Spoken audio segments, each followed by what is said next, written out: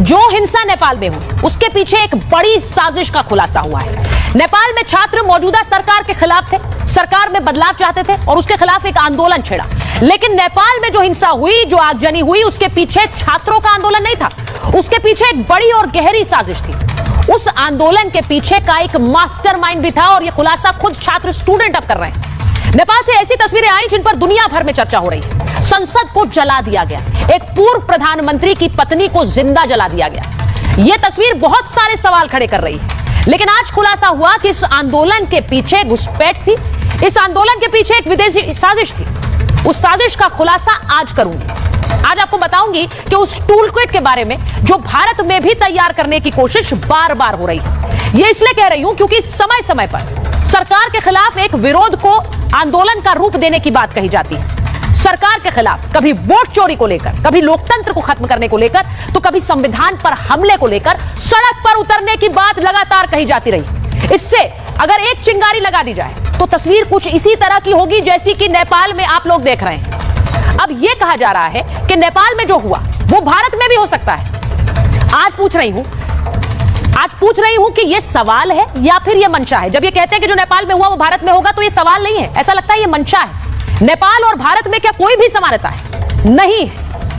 आज आपको बताती हूं, नेपाल में जो कुछ हुआ, भारत के आसपास के देशों में एक राजनीतिक अस्थिरता है। फिर वो चाहे बांग्लादेश हो, श्रीलंका हो या फिर नेपाल हो। पाकिस्तान में भी चुनी हुई सरकार है लेकिन उसे चलाती सेना ही है। ऐसे में भारत को अस्थिर करने की कोशिश क्या देश के अंदर से हो रही है? जो आसपास के देशों में है वो भारत में भी हो जाए। भारत से सीखने की जरूरत है। भारत इन तस्वीरों से डरकर नहीं सीख रहा है, भारत से बाकी देशों को सीखने की जरूरत है। आज महाभारत में यह बात कर रही हूं क्योंकि नेपाल में जो हुआ उसके ऊपर एक बड़ा खुलासा आगे आपको बताऊंगी। नेपाल के छात्र स्टूडेंट विंग के जो नेता हैं, जिनको आपने तस्वीरों में भी देखा, वो खुलकर बता रहे हैं कि छात्रों ने यह हिंसा नहीं की है, उनके आंदोलन में लोग घुस आए और इस तरह की आगजनी और हिंसा की। वो कोशिश क्या भारत में भी हो रही है? आज आपको इसी के बारे में बता रहा हूं। एक रिपोर्ट देखिए, फिर मैं इन छात्र नेता से जो बात की है वो भी आपको सुनाऊंगी, जो एक संदेश भारत के लिए भी है, उसे समझना और सुनना जरूरी है। मैं आज आपको ये बताना चाहती हूं कि अभिषेक बैसनैत जो कि स्टूडेंट लीडर है नेपाल के, और उनसे मैंने थोड़ी देर पहले बात की और उन्होंने जो बातें बताई हैं नेपाल को लेकर वो हैरान करने वाली है। लेकिन वो आज मैं इस शो में इसलिए बता रही हूं क्योंकि कुछ इस तरह से यहां भी हो सकता है और इसीलिए इससे एक सबक लेने की बहुत बड़ी जरूरत है। मैं जरा अपने मेहमानों का परिचय आपसे करा देती हूं। Major general GD Bakshi sir को आप देख रहे हैं, प्रोफेसर संगीत रागी हैं, आरएसएस विचारक हैं, दिल्ली यूनिवर्सिटी में प्रोफेसर हैं। वरिष्ठ पत्रकार हर्षवर्धन त्रिपाठी जी जुड़ गए हैं हमारे साथ समाजवादी पार्टी के प्रवक्ता फराज किदवई साहब हैं। विवेक श्रीवास्तव हैं, राजनीतिक विश्लेषक हैं, आप उन्हें जानते हैं। डॉक्टर सनी धीमान हैं, पॉलिटिकल एनालिस्ट हैं, हमारे साथ जुड़ रहे हैं। बहुत स्वागत आप सभी का।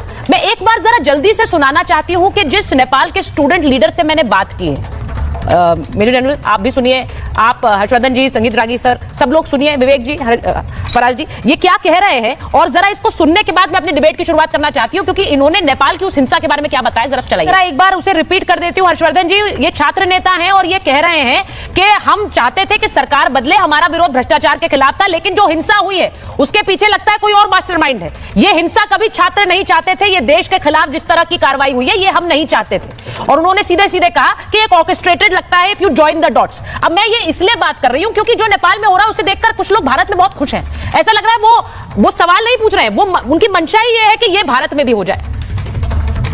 देखिए सुचरिता, सबसे पहले तो ये कि मैं खुद छात्र संगठन में रहा हूं, छात्र राजनीति के रास्ते इधर आया पत्रकारिता में आने से पहले, और मैं ये जानता हूं कि छात्र गुस्सा होते हैं, छात्र तोड़फोड़ भी करते हैं, छात्र अराजक भी कुछ हद तक होते हैं और कई बार असभ्य समाज को सभ्य बनाने के लिए अराजकता जरूरी भी होती है। लेकिन कभी भी जो छात्र ढंग का होगा वो कभी भी आगजनी नहीं करेगा, कभी भी इस तरह की तोड़फोड़ नहीं करेगा। वो